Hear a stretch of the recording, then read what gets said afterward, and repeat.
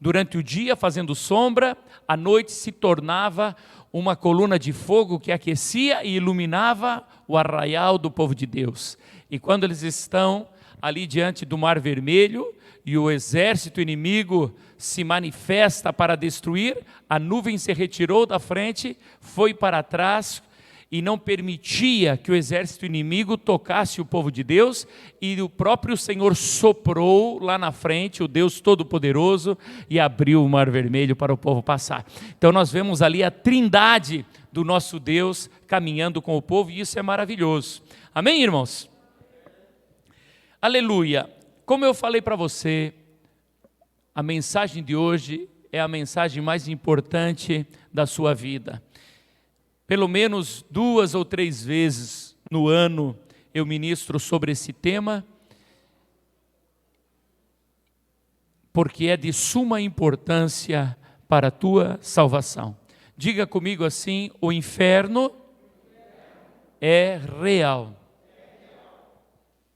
O inferno, irmãos, é real. A única fonte que o ser humano tem para saber o que acontece depois da morte é a palavra de Deus. Por mais profundo que seja o conhecimento, por mais profundo que sejam os estudos da ciência, o homem não consegue ir além do túmulo. Tudo o que o homem consegue fazer é em vida. O que passou da vida, o homem não sabe absolutamente nada. O ser humano não consegue alcançar nada além da morte, ele não entende. A única revelação que o homem pode ter do porvir é a palavra de Deus, é a sua Bíblia. Essa é a autoridade máxima. Então, se você deseja saber o que acontece com aquele que morre sem Jesus, com aquele que dorme em Cristo, você vai encontrar isso na palavra de Deus. Se você quer saber sobre os galardões, sobre a premiação daqueles que serviram a Jesus em vida, você vai encontrar na palavra de Deus. Se você quer saber o que acontece com o injusto, com o homem mau, você vai encontrar na palavra de Deus. Esse julgamento haverá, e o pior, há um castigo eterno que se chama inferno. Essa palavra não é uma palavra que você pula de alegria, não é uma palavra que você vai aplaudir, que você vai saltar, que você vai chorar, mas é uma palavra que vai te levar mais perto do Senhor Jesus. Aleluia! O mais famoso pregador do inferno, o profeta que mais falou sobre o inferno na Bíblia, o homem que mais falou sobre o inferno na palavra de Deus, foi o nosso Senhor e Salvador Jesus Cristo. Em todos os textos em que Jesus fala, quando você lê a palavra, você vai perceber que de uma maneira ou de outra, ele está tentando esclarecer ao povo que é preciso um Salvador para não ir para o inferno, para não se perder eternamente. Desde o momento em que o Senhor Jesus deixou a sua glória e começa a sua obra missionária aqui na terra, a sua preocupação maior, todo o tempo, foi falar que há um castigo para aqueles que se esquecem de Deus. Inúmeras vezes você vai encontrar o Senhor falando. Ele nos conta sobre a parábola das 10 virgens. E quando fala das 10 virgens, está falando da igreja, não está falando da pessoa que está lá fora, não está falando daquele que não conhece a Jesus, está falando de mim e está falando de você. Você que está aqui dentro hoje, entenda uma coisa: o Senhor te chama de virgem. Agora você precisa ter a consciência se você é uma virgem prudente ou se você é a virgem louca. Quando fala virgem, significa que foi separada, foi santificada, não está mais contaminada com o mundo.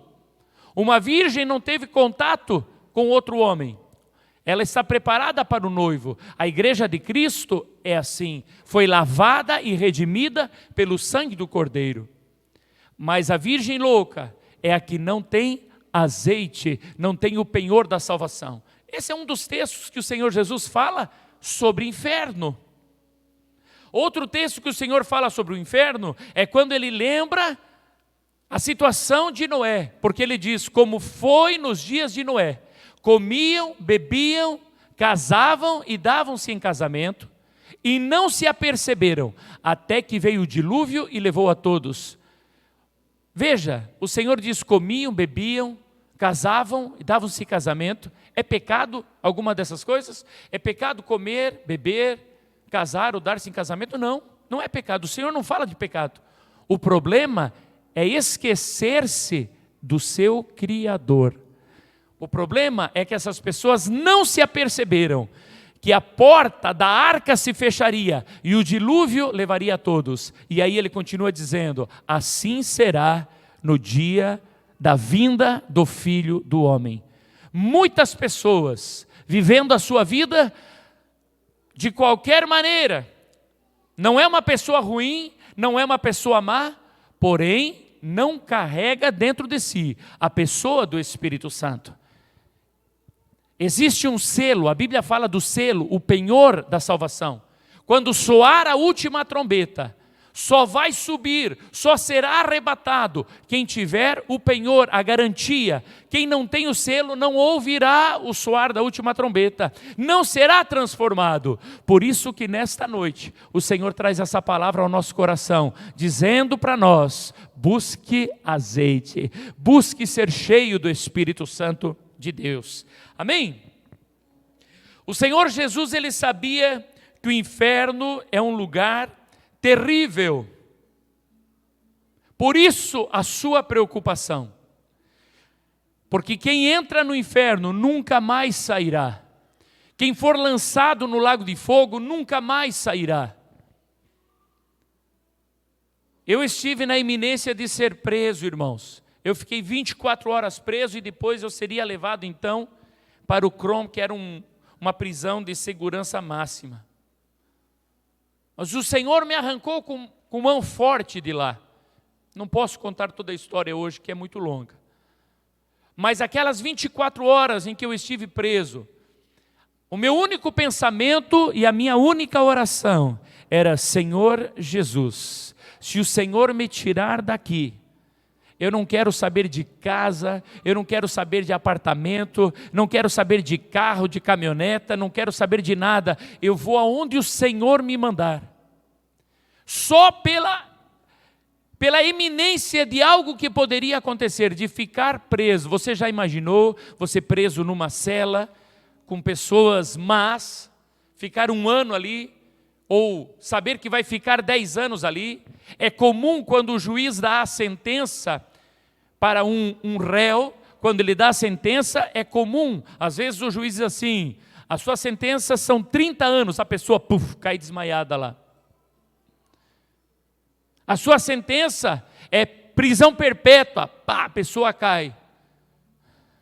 Agora imagina estar diante do Deus Todo-Poderoso, que nós estaremos e seremos julgados por aquilo que fizemos da pessoa de Jesus Cristo. E o Deus Todo-Poderoso olhar para nós e falar, por que você rejeitou o meu filho? Eu dei o meu único filho para morrer na cruz do Calvário, para perdoar todos os teus pecados, mas se cumpriu em você o que está escrito em João 3,16, os homens amaram mais as trevas do que a luz. Deus não mandou o seu Filho ao mundo para nos condenar, mandou o Filho ao mundo para nos salvar, mas muita gente prefere a escuridão. Graças a Deus pela tua vida que está aqui dentro hoje. Você está dentro de uma arca, querido, mas aqui você precisa buscar azeite. Amém, igreja? Eu quero considerar com vocês algumas palavras do Senhor Jesus. Como eu vou ler bem rápido, você pode ler aqui em cima.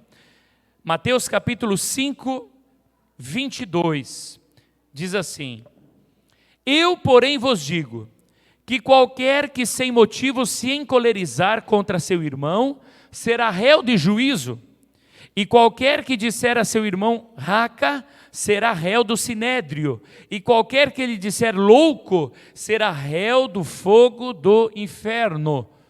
Palavras do Senhor Jesus, Mateus 10 e 28. E não temais os que matam o corpo e não podem matar a alma. Temei antes aquele que pode fazer perecer no inferno a alma e o corpo. Tem gente que está morrendo de medo de morrer. Tem medo de morrer num assalto, num acidente, por uma doença, está apavorado. E o Senhor Jesus está dizendo, você está tão preocupado com essa tua vida e não está preocupado com a vida eterna. Você deveria temer a Deus que pode pegar a tua alma e o teu corpo e lançar no inferno. Mateus 13, 41 e 42. Mandará o Filho do Homem os seus anjos, e eles colherão do seu reino tudo o que causa escândalo, e os que cometem iniquidade, e lançá-los-ão na fornalha de fogo. Ali haverá pranto e ranger de dente. Novamente a palavra do Senhor Jesus. Ele está dizendo, o Filho do Homem mandará os seus anjos. Quem é o Filho do Homem? É o próprio Senhor Jesus. Ele está dizendo que aqueles que causam escândalos serão lançados no lago de fogo. Aqueles que cometem iniquidade serão lançados no lago de fogo. Eu pergunto para você, a tua vida é uma vida que glorifica o nome do Senhor ou é uma vida que causa escândalo ao nome do Senhor? Tem gente que bate no peito para dizer, eu creio em Deus. Tem gente que bate no peito e diz assim, eu sou crente da Filadélfia. Mas o seu testemunho é mentiroso, é adúltero, é fornicário, é trambiqueiro, é mau exemplo, é beberrão. A sua vida causa escândalo. Estamos juntos, igreja? Aleluia. O Senhor diz que Ele enviará os seus anjos, e aquele que causa escândalo será lançado num lugar onde há pranto e ranger de dente. Mateus 13, 49 e 50. Assim será na consumação dos séculos. Virão os anjos e separarão os maus de entre os justos, e lançá-los-ão na fornalha de fogo, ali haverá pranto e ranger de dente. Novamente o Senhor Jesus está dizendo que haverá um dia em que Ele vai separar os justos dos maus. Vai separar, a Bíblia diz em outro texto, o próprio Senhor Jesus, as ovelhas dos cabritos. Você é ovelha ou você é cabrito? É fácil de identificar se você é ovelha ou se você é cabrito. Você sabe como que o pastor identifica quando tem um lobo no meio do rebanho? Ovelhas mesmo no rebanho, procura, você vai ver o que eu estou te falando. Lá ele tem 100 ovelhas, 150 ovelhas, e à noite o lobo se enfia no meio das ovelhas, tentando enganar o pastor. E as ovelhas só dormem quando o pastor pega o seu cajado e bate na cabeça delas. O pastor dá uma batidinha na cabeça da ovelha. Quando o pastor dá aquela batidinha na cabeça da ovelha, a ovelha sabe que o pastor está cuidando dela e dorme, descansa. E ele vai batendo. E naquela escuridão, de repente, ele bate na cabeça do lobo, na cabeça do capeta. Pá. Quando ele bate na cabeça do lobo, o lobo mostra os dentes. Dentro da igreja é a mesma coisa. O pastor de vez em quando pega uma palavra e pá, dá na cabeça da Heloísa. Tá. Se mostrou os dentes, já sabe quem é que está habitando ali. Agora, se descansou, o pastor já sabe, essa ovelhinha está guardada pelo Espírito Santo do Senhor. E aí, você é lobo ou você é ovelha? Identifique, porque às vezes a palavra está pegando aqui e você começa a discutir com o pastor lá de baixo. Isso não tem nada a ver o que ele está falando. Deixa eu dizer para você, tem um lobo aí dentro. E você precisa expulsar esse lobo da tua vida e se encher do Espírito Santo. Aleluia! pouquinho para frente, Mateus 25, 41. Então dirá também aos que estiverem à sua esquerda: apartai-vos de mim, malditos, para o fogo eterno preparado para o diabo e seus anjos. Presta atenção. O inferno não foi preparado para o ser humano, foi preparado para o diabo e seus anjos. Mas quem irá para lá? Os malditos, aqueles que se esquecem de Deus. Você já deve ter encontrado pessoas que quando você fala de Deus, eles zombam, eles se revoltam, eles blasfemam de Deus, falam mal da igreja, falam mal dos servos de Deus, de todo mundo, ninguém presta. Falou de igreja, eles se revoltam. Falou de Deus, eles ficam indignados. Essa gente ama o mundo. E quem ama o mundo se constitui inimigo de Deus. Será lançado juntamente com o seu rei, com o diabo, no inferno. Estamos esclarecendo a palavra hoje? Amém. Aleluia. Olha só, Mateus 25, 46. Palavras, todas essas daqui são do Senhor Jesus, diretamente da sua boca. E irão estes malditos para o tormento eterno, mas os justos para a vida eterna. Tem alguém aqui que já é justo, justificado pelo Senhor Jesus? Tem alguém que sabe que está caminhando para a glória? Aleluia, louvado seja o Senhor. Irmãos, a realidade mais terrível de todo o universo, de tudo que nós conhecemos, é o inferno. O inferno é uma realidade. É terrível. Quem entrar não sai. O fogo arde constantemente. E o bicho não morre, diz a palavra de Deus. Quando ele fala o bicho, fala da alma deturpada do ser humano, que não aceitou Cristo como Salvador. Não morre, permanecerá queimando eternamente. Nesta noite, o Senhor traz para muitos aqui uma encruzilhada. Eu não sei como você tem vivido a tua vida. Só você e Deus sabe. Eu sou só um mensageiro.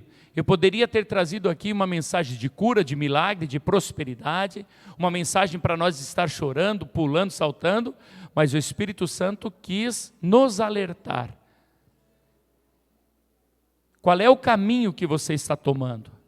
A palavra de Deus fala de dois caminhos, o caminho da vida eterna e da perdição eterna. O caminho largo e o caminho estreito. E o Senhor Jesus, ele diz: eu sou o caminho, a verdade e a vida, ninguém vem ao Pai senão por mim. Ele fala: eu sou o caminho, e a porta é estreita, e poucos há que a encontrem. Qual é o caminho que você está trilhando? A tua vida, ela é estreita? Você como crente tem sofrido, tem passado o aperto de ser crente? Porque se está muito fácil, pode ser que esteja algo errado na tua vida. Eu lembro bem no começo da igreja, em uma das ministrações, algumas ministrações, eu falava: irmãos, eu ando preocupado, porque todos os vizinhos me amam aqui. Todos os vizinhos gostam de mim, o povo chega e bate nas minhas costas, que maravilha, o que eu estou fazendo que não está certo? Porque a palavra, ela precisa confrontar. A palavra, nós somos sal. E sal é assim, você está andando errado, você está fazendo errado, isso que você está fazendo não agrada a Deus. Então, se não está havendo um confronto, tem algo que não está certo na minha vida, como o sal da terra. Quando a luz ilumina um quarto que está sujo, aquela luz não é boa. Quem está na sujeira não quer vir para a luz, para que as suas obras más não sejam manifestas. Mas com o passar do tempo, comecei a criar alguns inimigos aqui na Palhoça. Eu falei: glória a Deus, agora estou vendo que Deus está comigo mesmo. Pessoas começaram a se levantar, esse é doido, pessoas começaram a sair da igreja, onde já se viu, e fica falando disso, e fica falando de inferno, e fica falando que tem que se endireitar, e vão para outro lugar. Eu falei: opa, agora eu estou entrando no caminho.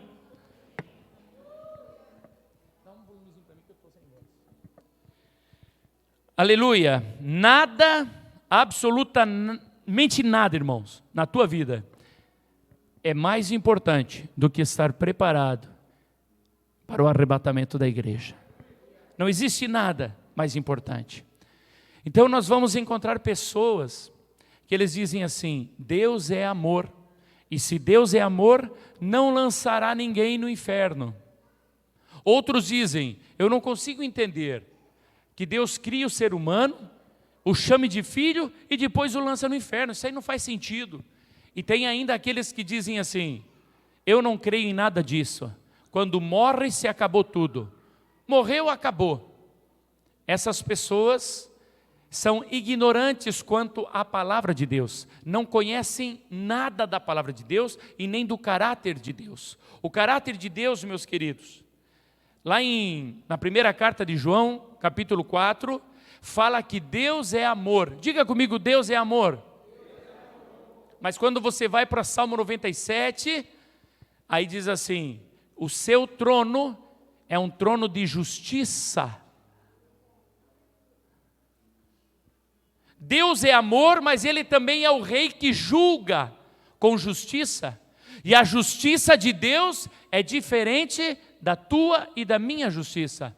Nós temos um pensamento de justiça que é diferente do pensamento de Deus. Quando Deus olha para a nossa justiça, o que Ele diz? A vossa justiça para mim é trapo de imundícia. O Senhor diz. Poxa, pastor, que palavra dura. Não posso fazer nada, irmãos. É a palavra de Deus. Eu vou dar um exemplo para que você entenda que os pensamentos de Deus não são os nossos pensamentos. Quando você lê Provérbios capítulo 6, diz assim: há 6 coisas que Deus aborrece, mas a 7ª a sua alma abomina. 6 coisas Deus aborrece, Deus não suporta. Mas a 7ª abomina, ou seja, significa que a 7ª para Deus não tem explicação, não tem salvação, já era. Abomina, não aceita. E nós não pensamos assim. Primeira coisa que Deus aborrece é o homem que derrama sangue inocente. O que é derramar sangue inocente? É matar uma pessoa que não é culpada, que é inocente, ou matar uma criança. Nós poderíamos falar de um aborto. A pessoa que aborta é uma pessoa que derrama sangue inocente. A sua alma, a alma de Deus, depois você pode ler Provérbios 6, grava aí no teu coração. Ele aborrece, ele não, isso não é. Porém, a 7ª coisa que Deus não suporta de jeito nenhum, nós suportamos, nós achamos normal, que é o que causa contenda entre os irmãos. Olha só, para nós, o que causa contenda entre os irmãos, a gente nem liga. Sabe, aquele parente que chega lá na casa do outro parente e diz assim: sabe o que fulano falou? Está falando de você isso, aquilo. Depois vai lá no outro: aquele falou assim, causando contenda entre os irmãos. Isso para Deus é pior do que aquele que derrama sangue inocente. Então você precisa, meu amado irmão, entender que a justiça de Deus não é a tua justiça. Muitas vezes você abre a tua boca facilmente para falar do teu irmão, para falar do teu pai, para falar da sogra, para falar de alguém. Irmão, você precisa entender que Deus abomina esse ato. A justiça de Deus, ela é diferente da nossa. E nós precisamos estudar a palavra de Deus para andar em conformidade com a palavra e não em conformidade com os nossos pensamentos. Estamos juntos, irmãos? Eu tenho que acelerar aqui, porque senão a gente não termina, né, irmão?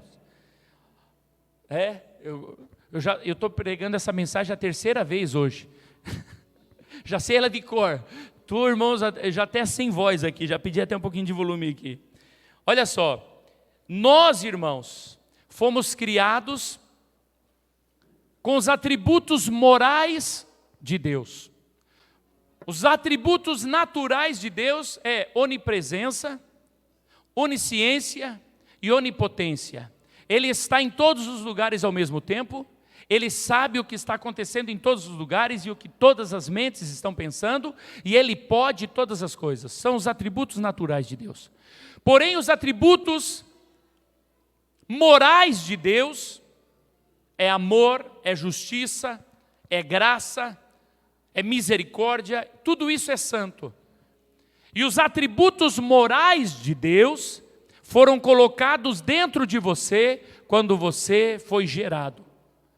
Você, mesmo que você nunca tenha lido a Bíblia, mesmo que você nunca tenha lido a palavra de Deus, o ser humano já nasce sabendo: não matarás, não roubarás, não darás falso testemunho, não adulterarás. O ser humano já sabe. Você já nasce com tudo que é moral dentro de você. É assim ou não é assim?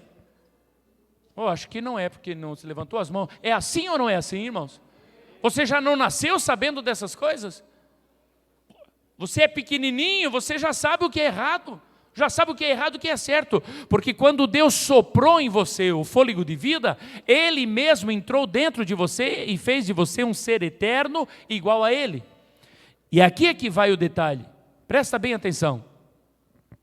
O ser humano tem o livre-arbítrio.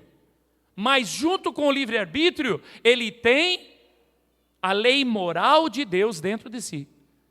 Então, quando ele olha, ele é casado, ele tem os seus filhos, ele ama a sua família, mas quando ele olha para outra mulher e ele deseja, ele tem a lei moral dentro dele, a lei de Deus. Nunca leu a Bíblia, talvez nunca foi numa igreja, mas ele tem a lei moral dentro dele.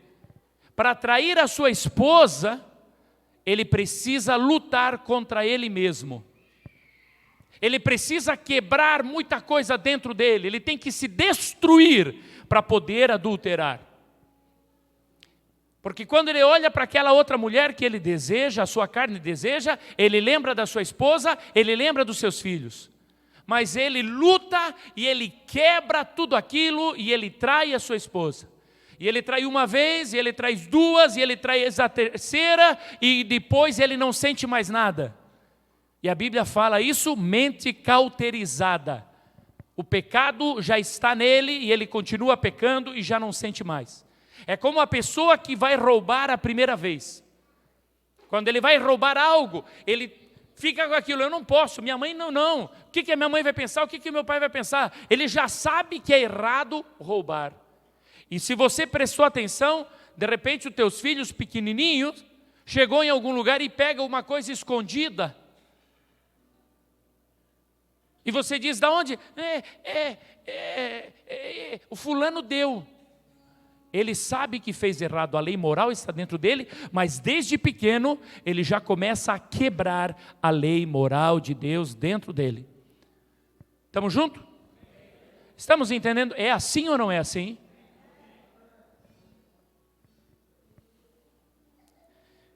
Alabaxeba, alabassúria. Você pode viver a tua vida do jeito que você quiser. Você pode fazer as coisas do jeito que você quiser. Abra sua Bíblia, Eclesiastes, capítulo 11, versículo 9.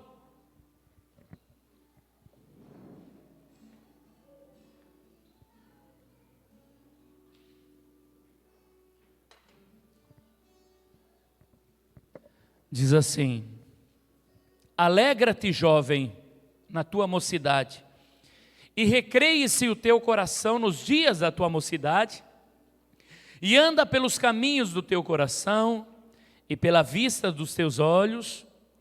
Sabe, porém, que por todas estas coisas te trará Deus a juízo.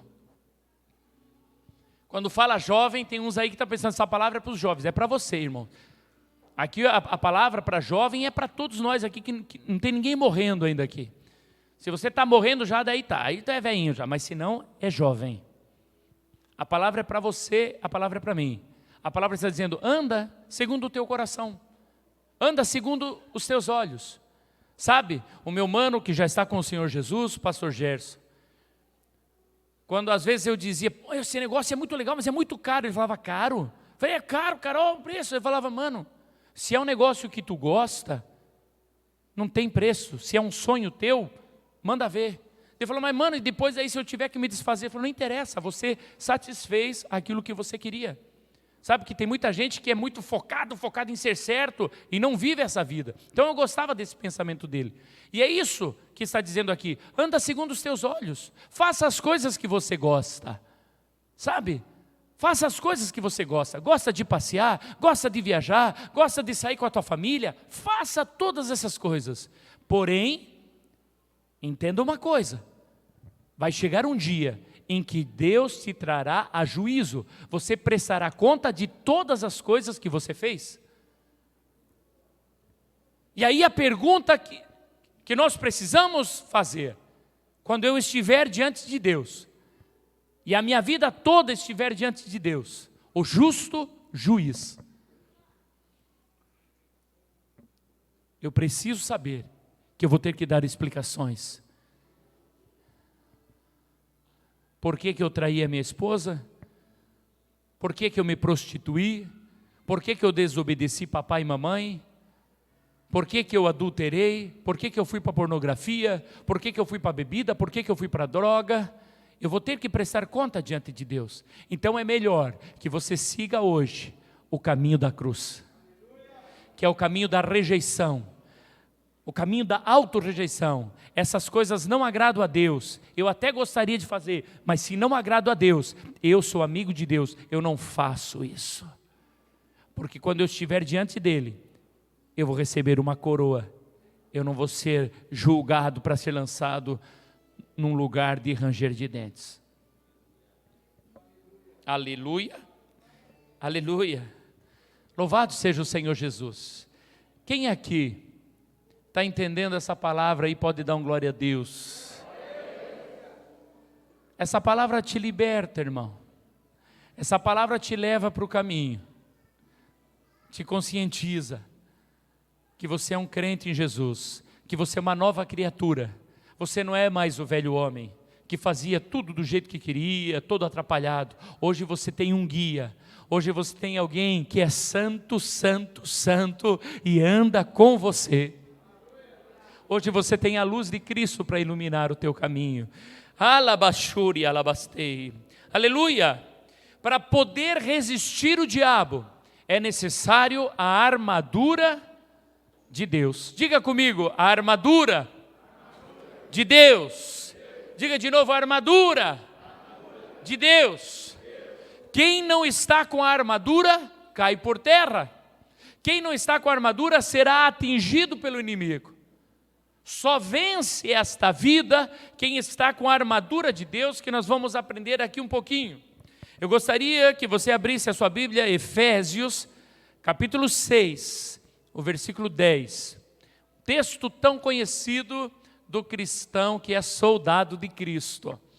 Olha só, Efésios 6 e 10. No demais, irmãos meus, fortalecei-vos no Senhor e na força do seu poder. Revesti-vos de toda a armadura de Deus, para que possais estar firmes contra as astutas ciladas do diabo.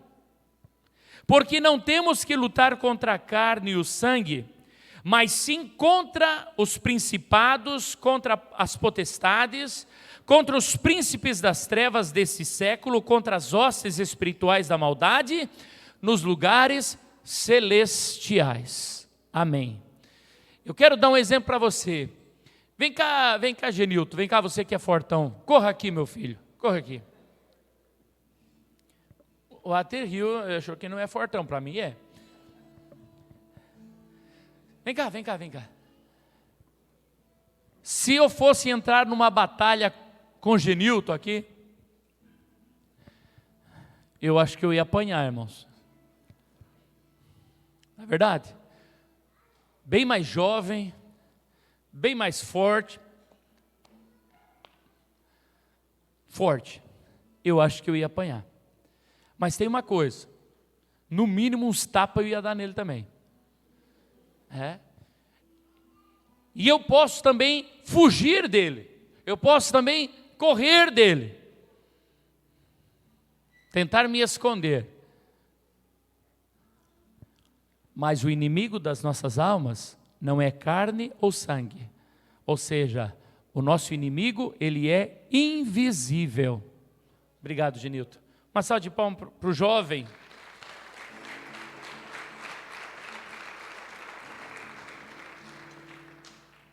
Muitas vezes você lança a tua defesa contra as pessoas.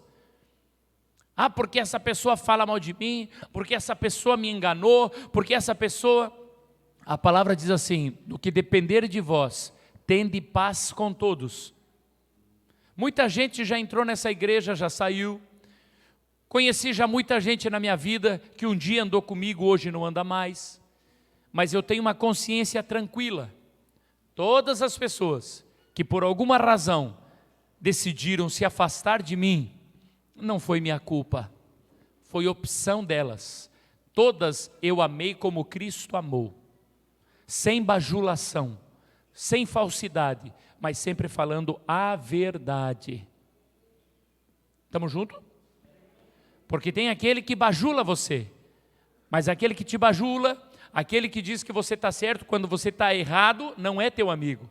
O teu amigo, ele fala: você está errado nisso aqui, você não deve fazer assim, você deve fazer daquele outro jeito. Pessoas se entristecem, pessoas saem de perto de você, mas você permanece na verdade. Agora, você não pode se ofender e se machucar com as pessoas e guardar rancor. Por quê? Porque a tua luta não é contra carne ou sangue. A tua luta é contra principados, diz a palavra. Nós acabamos de ler, leia aí comigo, principados. Diga assim, principados. Diga forte, principados. Você sabe o que é principados no termo bíblico? Quem sabe o que é principado? Ninguém, só o Pedrão aqui, presbítero. Então deixa eu explicar para você o que é principado. São demônios que agem na mente dos governantes, das autoridades, presidente do país, governador do estado, prefeito da cidade. São pessoas que estão no domínio, pessoas de autoridade. Quando a Bíblia diz: nós não temos que lutar contra a carne e o sangue, mas contra principados, está falando desses demônios que agem na mente dos governantes. Eu vou dar um exemplo para você. Antes do governo atual, foi proibido nas escolas de se falar o nome de Jesus, de se falar de Deus. Foi proibido os gideões missionários que entregam aqueles Novo Testamento. Lembra do Novo Testamento, os gideões missionários que se encontram em tudo que é lugar? Quem lembra daquele Novo Testamento? Pois então, todos os anos, em todas as escolas, em todas as salas, todos os alunos recebiam um Novo Testamento. E eu andei um pouco com os gideões missionários e os testemunhos são impressionantes e são abundantes de pessoas, de jovens, de adolescentes que leram o Novo Testamento e desistiram da morte, desistiram das drogas e entregaram a sua vida a Cristo. Testemunhos lindos. Mas o governo anterior proibiu entrar nas escolas os Novos Testamentos dos gideões missionários. Por quê? Porque na mente daqueles governantes agia um principado maligno. E o que foi colocado no lugar dos Novos Testamentos? Ideologia de gênero, homossexualismo nas escolas, funk. Então, na escola pode dançar funk, não interessa a idade, pode ir com roupa indecente, fazer tudo o que quiser, é incentivado, a menininha gosta da outra menina, ao invés de ter uma orientação, foi proibido, o psicólogo não pode orientar a menina, que ela está errada a gostar de outra menina, que ela tem que gostar de menino. O que é isso? Mente dos nossos governantes dominadas por principados malignos. Estamos entendendo a palavra? Eu nunca, em toda a minha vida, ouvi algum presidente, com exceção do atual, dizer assim: Deus é que fez, é por causa dele. Há uma mudança de principado nessa nação. O nome do Senhor será glorificado abundantemente no Brasil. Aleluia! Escuta o que eu vou dizer para você. Nós temos um candidato aqui, que ele promove festas, bailes baile funk, e ele é candidato a prefeito da nossa cidade. Que principado que age na mente desse homem? Se acontecer desse homem ser prefeito da cidade, o que vai acontecer? Tudo que é evento de festa rave, tudo que é bailão, vai ser liberado, vai ter o apoio. Principados, você não sabe, você não vê o principado, mas ele vai agir na vida do teu filho, vai agir na tua vida, vai agir na vida da nossa sociedade. Então, quando você for votar, meu irmão, busque alguém que seja temente a Deus, que seja pelos valores da família, para não chorar depois. Estamos juntos? A palavra fala que nós temos que lutar contra potestades. Diga assim, potestades. O que é potestade? Potestades são demônios que não agem também na cabeça do povo, mas ele age na cabeça dos pastores. Potestades agem na cabeça dos padres. Potestades malignas. Nós vimos agora, semana que passou, incendiaram algumas igrejas no Chile. A autoridade maior da igreja cristã no mundo não abriu a sua boca. Pode queimar. Cristãos estão sendo mortos no norte da África, no centro da África. O nosso missionário, o Albari Fogaça, manda testemunho da perseguição que está acontecendo e sendo invadido agora Moçambique também. Mas as autoridades eclesiásticas cristãs não abrem a sua boca.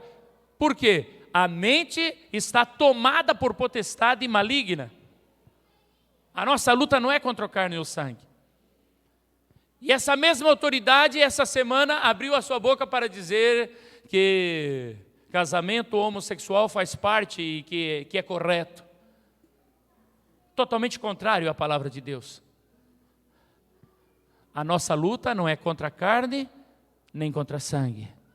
São contra principados, contra potestades. E muitas vezes você pensa que isso não vai afetar você. Vai afetar. Vai chegar na tua casa, vai chegar na tua família. Você precisa estar preparado com a armadura de Deus. A palavra fala de príncipes dominadores. Diga príncipe dominadores. O que seriam príncipes dominadores? Esses sim, são demônios que agem na cabeça de toda a gente, toda pessoa. Então a pessoa não quer mais adulterar, mas a sua mente está presa por um demônio. Quando ela vê, ela está adulterando. Não quer mais beber, mas continua bebendo. Nós poderíamos chamar de espírito de vício. Não quer mais usar drogas, mas continua usando. Não quer mais ser violento na sua casa, não quer espancar a sua esposa, se sente mal, não quer espancar os seus filhos, mas continua praticando, porque na sua mente há um demônio dominador que está dominando a sua mente. Precisa de libertação. Se você chegou aqui e você está se identificando com essa palavra, e você percebe que você não está vencendo sozinho, no final do culto, senta nessas cadeiras, nós vamos te chamar e vamos expulsar esse demônio de você. Posso ouvir um amém? E por último, a palavra fala de hostes da maldade. Hostes da maldade são aqueles espíritos malignos que causam dores e aflições ao ser humano. A pessoa levanta pela manhã, a cabeça já está explodindo. E aí você vai no médico, o médico diz, é uma enxaqueca. E nos termos médicos, é uma enxaqueca. Mas a raiz da enfermidade é uma hoste da maldade. Ai, pastor, de repente me travou a coluna, não consigo mais andar. Que dor é essa? É uma hoste da maldade que se alojou. E alguém diz, não, isso aí é um problema de hérnia. Claro, o inimigo já danificou a tua hérnia. Mas Jesus Cristo tem poder para curar e para restaurar. Aleluia!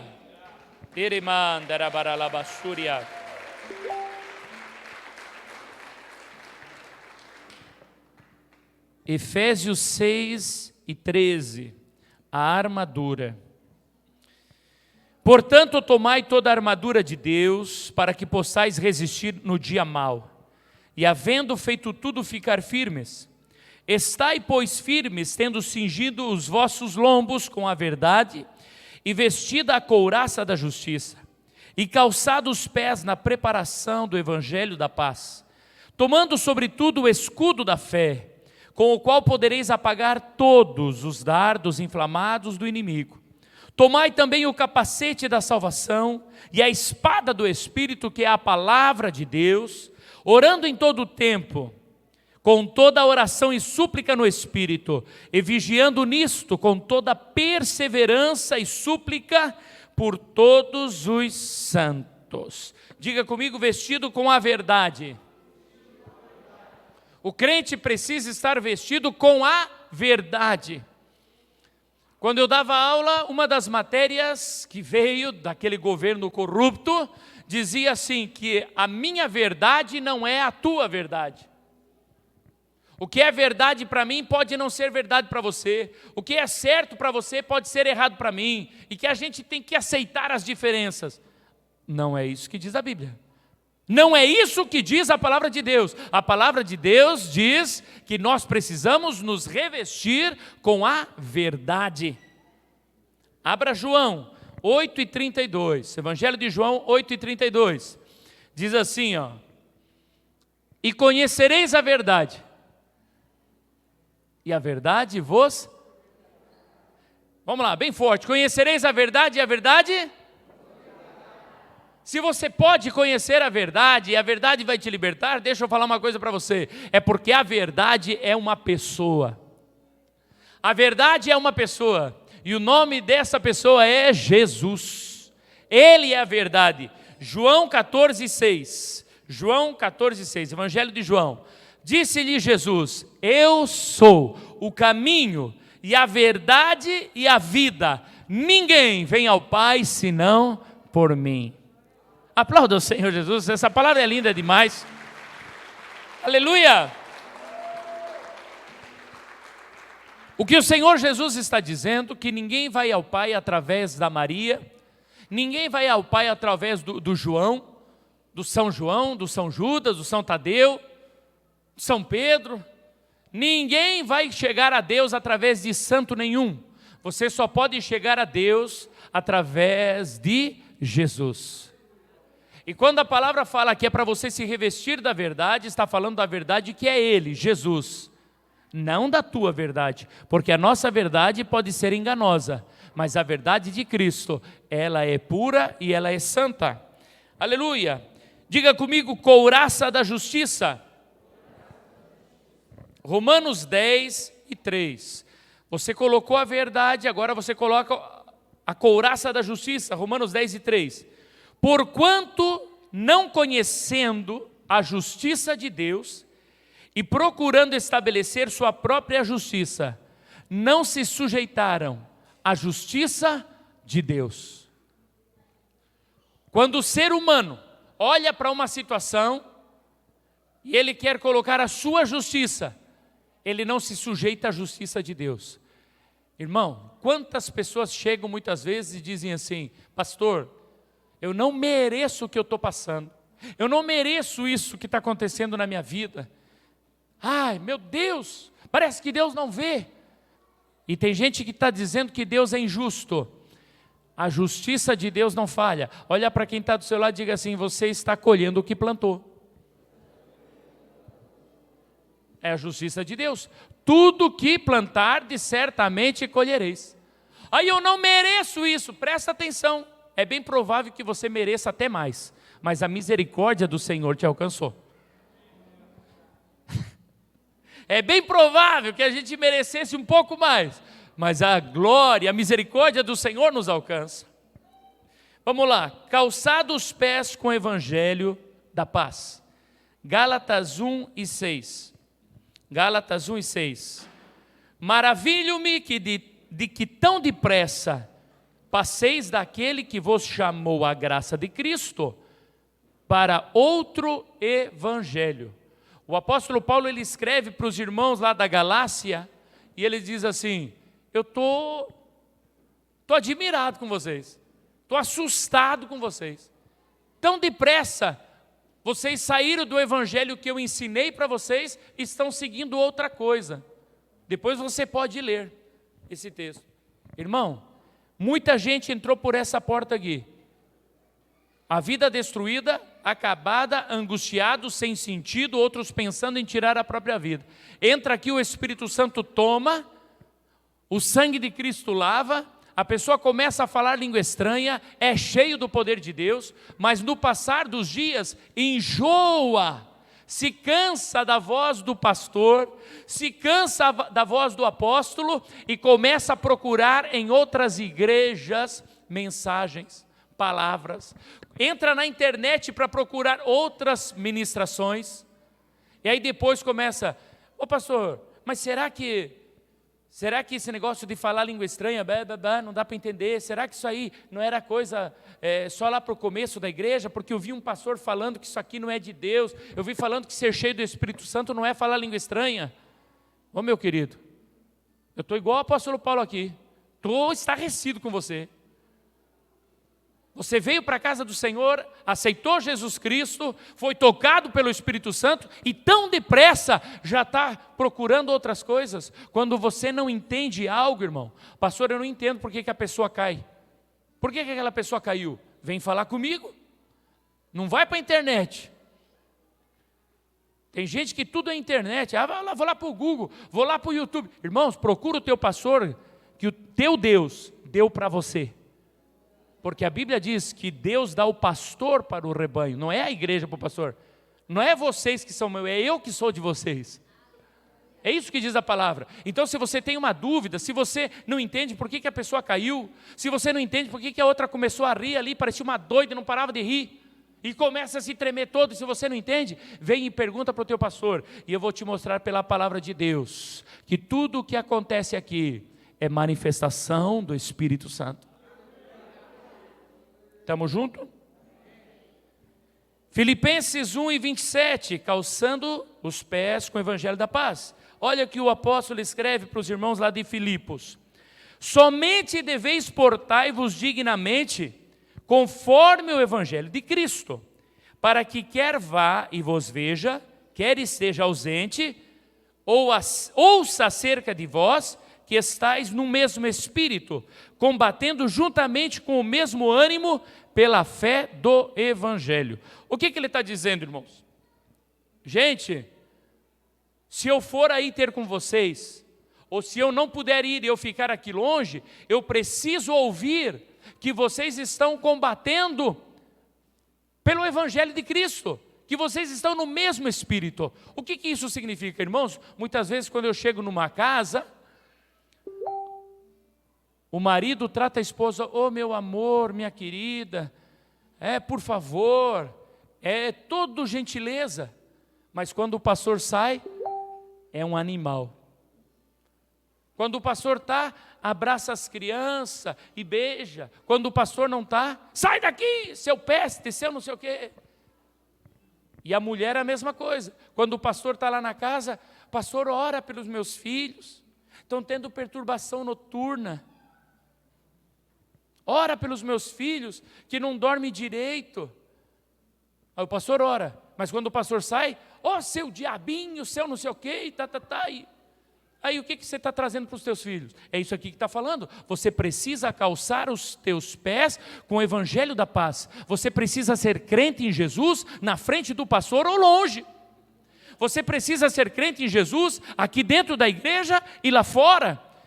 Você precisa ser crente em Jesus aqui dentro e lá no teu trabalho.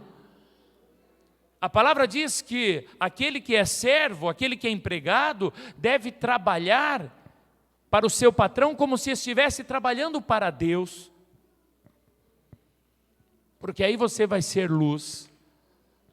E a palavra diz que o patrão deve tratar o seu funcionário com amor, como Deus trataria os seus filhos. Estamos juntos? Aleluia. A palavra é linda, não é, irmãos? Essa palavra não é boa? Olha para quem está do seu lado e diz assim, está apanhando? É só você, eu estou na glória. Diga comigo, escudo da fé. Pega a mãozinha esquerda assim. Faz assim. Só para gravar aí. Escudo da fé. Em 2 Coríntios capítulo 5, versículo 7, tem um texto ultra mega conhecido nosso que diz: porque andamos por fé e não por vista. Diga de novo: ando por fé, não por vista. Esse é o escudo da fé. O que é o escudo da fé? Você sai para trabalhar de manhã cedo, amanhã, segunda-feira, sai para trabalhar, de repente bate o carro, né? Vem lá um filho de Belial e estragou o teu carro, acabou com tudo. O que vai acontecer? O inimigo já está junto ali para lançar um dardo inflamado, diz a palavra. E esse dardo inflamado vai atingir você, para dizer assim: adiantou ir na igreja? Olha aí, onde é que está o Deus que cuida? Onde que está o Deus que te protege? Nesse momento você precisa levantar o escudo da fé e dizer assim: eu sirvo a Deus porque eu estou caminhando para o céu. Aconteça o que acontecer, eu não estou nem aí. Eu sou de Jesus e Deus é comigo. Levanta o escudo da fé, irmão. Levanta o escudo da fé.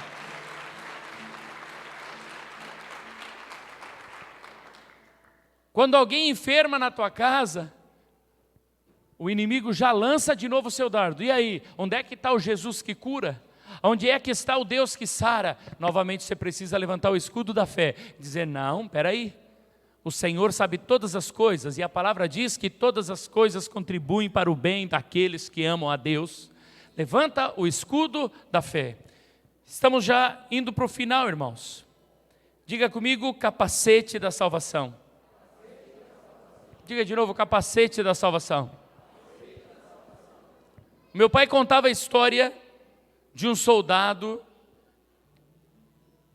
que durante a guerra, numa das batalhas, durante toda a noite, houve bombardeio, bombas explodindo, metralhadoras, bala para tudo que é lado, muito barulho, muito ruído, terror, mas ao amanhecer houve uma calmaria. Ao amanhecer não se ouviram mais balas de canhões, nem metralhadoras, nem morteiros. Houve silêncio e podiam-se ouvir os pássaros, e uma brisa suave naquela manhã de primavera estava confortando o coração daqueles soldados. E esse soldado na trincheira retirou o seu capacete, porque o capacete era pesado. E você estar o tempo todo com capacete é pesado. Capacete é ainda mais um capacete de guerra.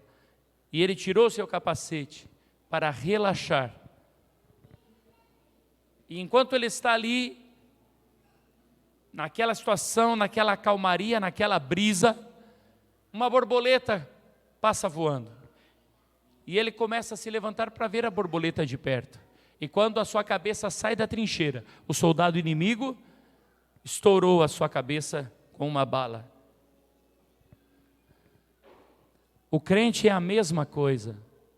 Escuta o que eu vou falar para você, crente santo.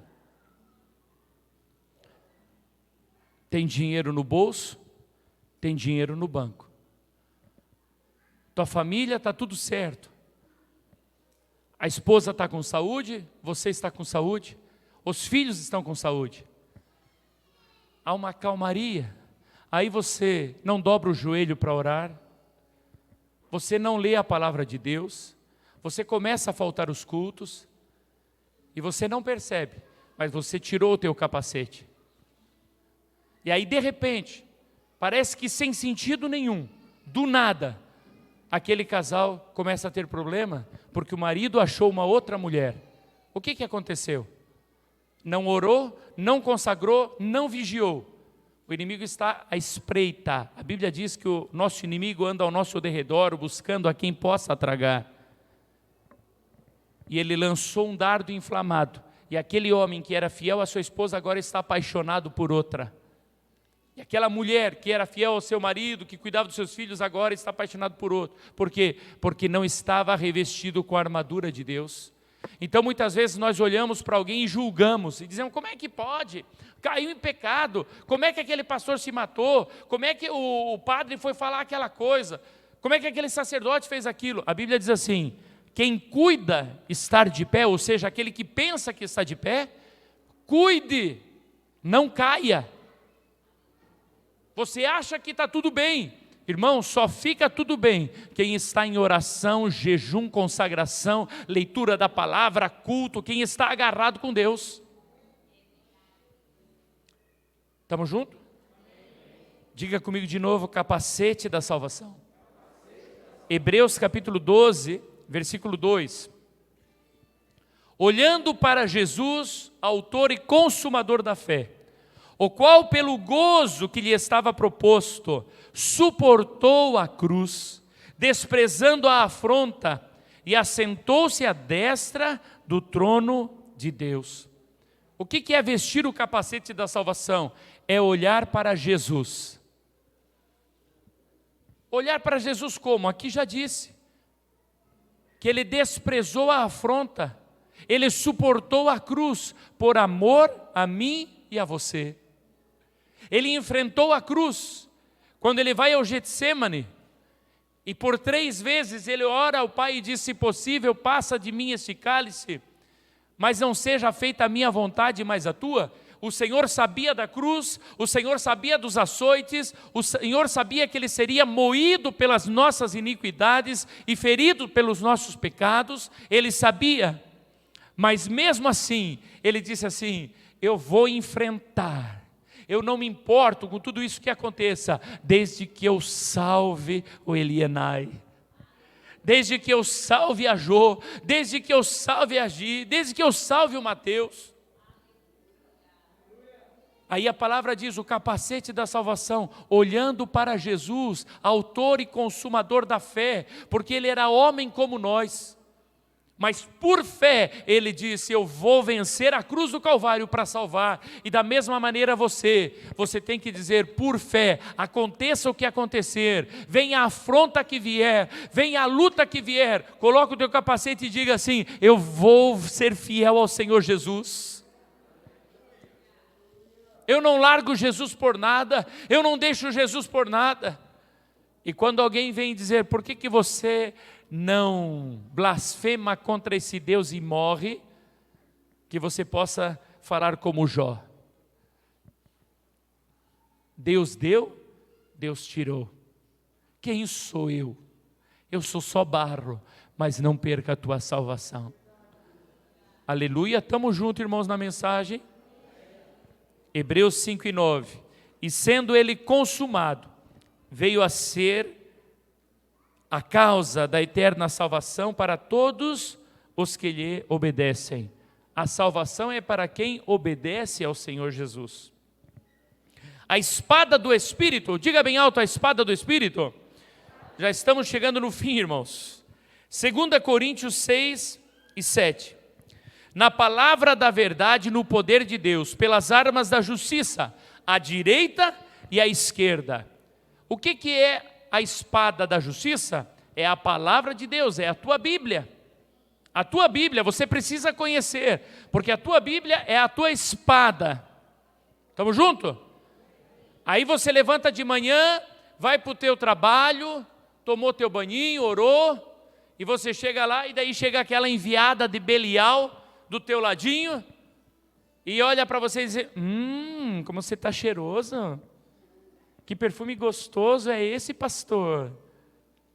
O que o pastor faz? O que você tem que fazer, amado irmão? Pega a espadazinha, pega, levanta a mão assim, só para você gravar, irmão, só para você gravar, segura assim, sabe o que você vai fazer? Você vai olhar bem para a cara daquela filha de Belial, e você vai dizer assim, presta atenção, eu sou casado, lavado no sangue do Cordeiro, estou caminhando para o céu, e estou com a espada da justiça, sai, Satanás!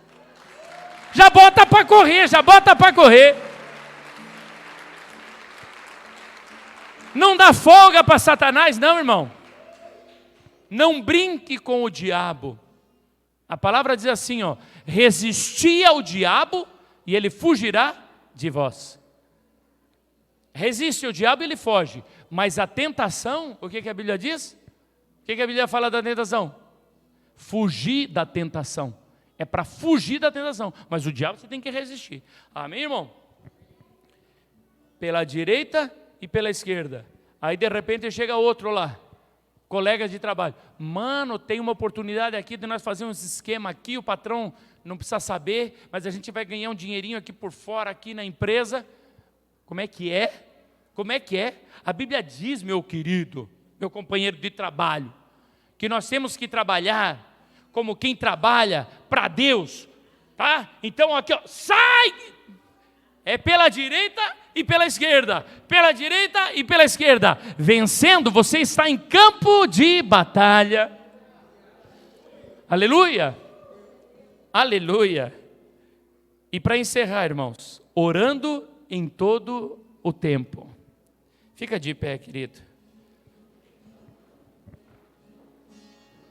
1 Timóteo capítulo 2 e 8 diz assim: quero, pois, que os homens orem em todo lugar, levantando as mãos santas, sem ira e sem contenda.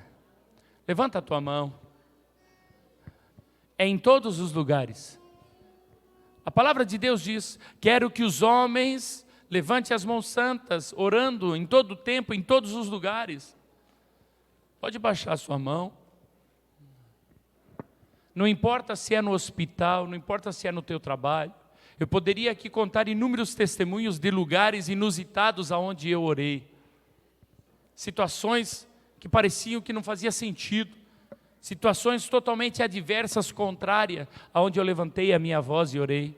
Mas eu quero contar uma. Eu fui chamado para orar por um senhor no hospital. E quando eu cheguei lá, aquele senhor estava em estado terminal, todo entubado e cheio de câncer para tudo que é lado. Estava podre. E eu pensei, e agora? Como é que eu vou fazer essa oração? Eu olhei para a filha e falei, o que você quer? Como você quer que eu ore? E ela falou, não, que ele pare de sofrer.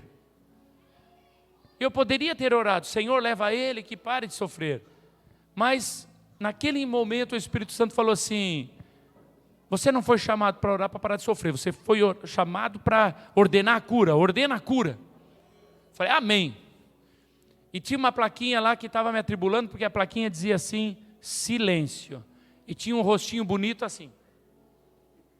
E eu olhava para aquela plaquinha e falei, meu, como é que eu vou orar em silêncio? Importa mais obedecer a Deus que aos homens.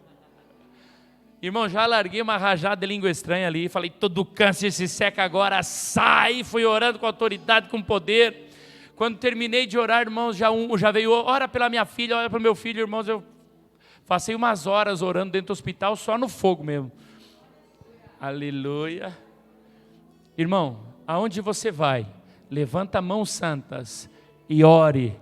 E ordena a bênção. Não olhe para você, não olhe para a tua angústia, não olhe para a tua necessidade. Olha para o autor e consumador da fé. E seja você um canal de bênção, um instrumento nas mãos do Senhor. Nós vamos orar e eu gostaria de saber se nessa noite tem alguém que ainda não entregou a sua vida a Jesus Cristo e gostaria de dizer, eu quero aceitar Jesus como meu único e suficiente Salvador. Tem alguém? Levante a sua mão, se tem alguém. Nós temos um senhor que quer levantar a mão. Aleluia, o seu José Valério vai aceitar Cristo como Salvador. A igreja está feliz? Aleluia! Aleluia!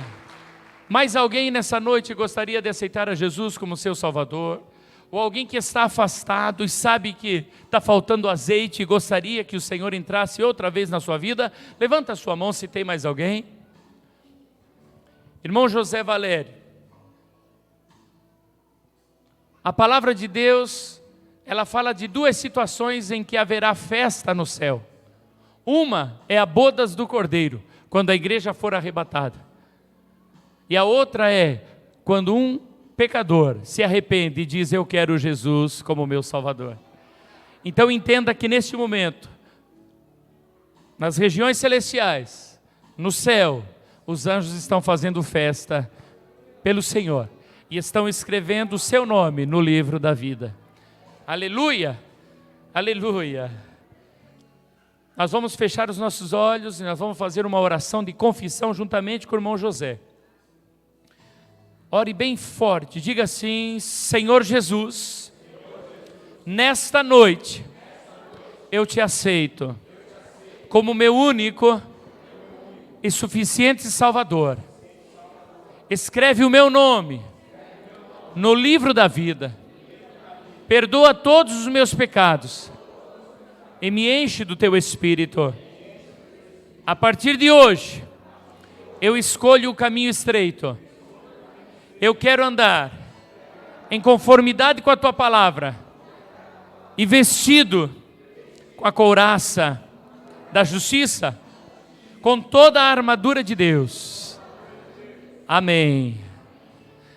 Alabassúria. Deus maravilhoso, na tua presença, papai, adorando o teu nome, te engrandecendo, trazendo, Senhor, a palavra de exortação à tua igreja, para que venhamos, Senhor, a buscar o azeite, para que venhamos a buscar a santidade, nos afastemos, Senhor, de tudo que é contrário, para que possamos estar, Senhor, em conformidade com a tua justiça, com a tua verdade. Pedimos que o teu Espírito se derrame, Senhor, sobre cada coração, sobre cada vida, e que nessa semana, Senhor, nós possamos sentir o agir do teu Espírito Santo, nós possamos sentir, Senhor, o fogo do teu Espírito, que ao levantar pela manhã, Senhor, sejamos renovados, fortalecidos em ti. Em tudo o teu nome seja exaltado, em tudo, Senhor, o teu nome seja glorificado. Papai amado, eu peço, Senhor, que o teu Espírito Santo faça germinar a semente da palavra lançada nessa noite, e que cada um que aqui está possa florescer, Senhor, como árvore, carvalho de justiça, para a glória e honra do teu nome. Adoramos ao Senhor. Adore ao Senhor.